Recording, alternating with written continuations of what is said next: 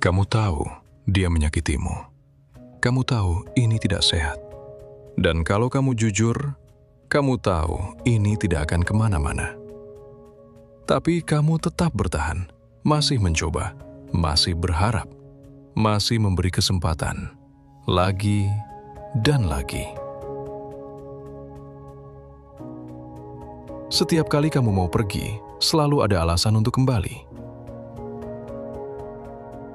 Dia lagi sibuk, dia lagi capek, atau mungkin aku yang terlalu sensitif.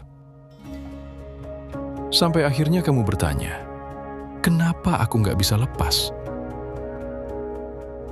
Jawabannya bukan karena kamu lemah, bukan juga karena kamu tidak tahu. Tapi karena ada pola yang kamu ulang terus, dan kamu tidak sadar. Alasan pertama, kamu takut sendirian.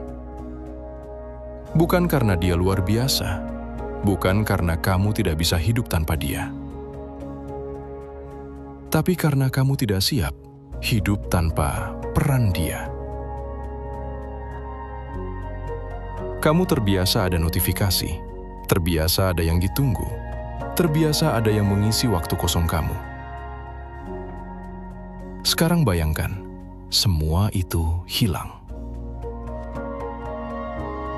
Yang kamu rasakan bukan kehilangan dia, tapi kehilangan rutinitas emosional kamu.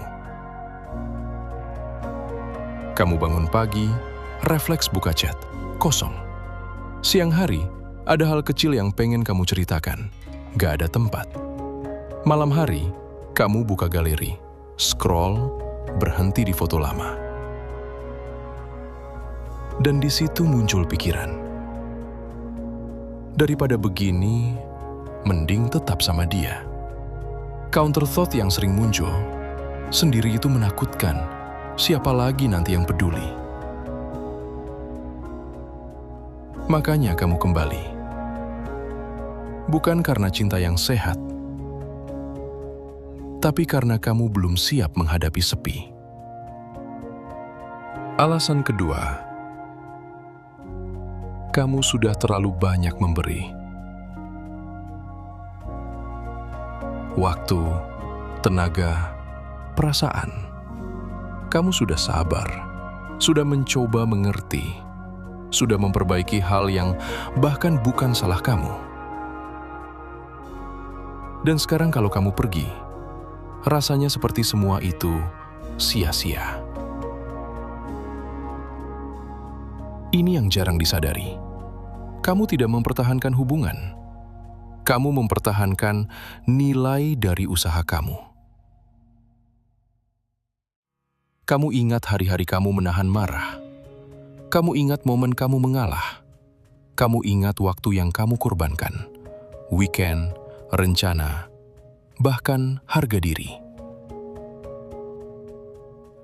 Dan kamu berpikir, aku sudah sejauh ini, masa berhenti sekarang? Kalau aku pergi, berarti semua ini gagal. Berarti aku salah dari awal. Padahal kenyataannya, tidak semua yang kamu perjuangkan akan berhasil. Dan menerima itu lebih berat daripada bertahan. Alasan ketiga, kamu masih berharap dia berubah. Kamu ingat versi dia yang dulu, yang perhatian, yang hangat, yang bikin kamu merasa dipilih. Kamu mulai membandingkan. Dia dulu nggak begini. Dia dulu lebih peduli. Masalahnya, kamu tidak mencintai siapa dia sekarang. Kamu mencintai memori. Kamu ulang chat lama. Kamu buka foto lama. Kamu replay momen yang dulu terasa benar. Lalu kamu bilang ke diri sendiri, mungkin dia cuma lagi berubah. Mungkin nanti balik lagi. Dan akhirnya kamu menyimpulkan, kali ini beda. Kali ini dia akan ngerti. Dan selama kamu mengejar memori itu, kamu akan terus bertahan. Walaupun realitanya sudah jelas. Alasan keempat, Kamu tidak mau terlihat gagal. Kamu sudah sejauh ini, sudah cerita ke orang, sudah memperjuangkan ini, dan kalau kamu pergi, rasanya seperti kamu salah. Seperti kamu buang waktu, seperti kamu kalah. Temanmu pernah bilang, "Yakin mau lanjut?"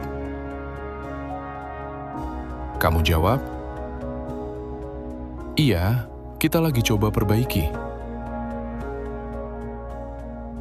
Sekarang kalau kamu pergi, kamu takut terlihat nggak konsisten. Dan kamu diam-diam berpikir, nanti orang bilang aku nggak sabaran.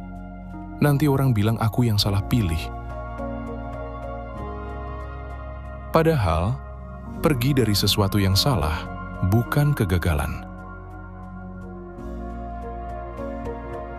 Itu kejujuran, dan jujur memang tidak nyaman. Makanya kamu bertahan, bukan karena itu benar, tapi karena itu terasa lebih aman. Alasan terakhir, kamu sudah kehilangan diri kamu sendiri. Kamu terlalu sering mengalah, terlalu sering menyesuaikan diri, sampai kamu tidak tahu lagi apa yang kamu mau, apa yang kamu butuhkan. Kamu ditanya, "Kamu maunya apa?" Kamu diam. Kamu terbiasa jawab, "Terserah." Kamu hidup, tapi bukan sebagai diri kamu. Dan ini yang paling bahaya. Ketika kamu tidak punya arah, kamu akan bertahan di mana saja, bahkan di tempat yang menyakitkan. Jadi kalau kamu masih bertahan,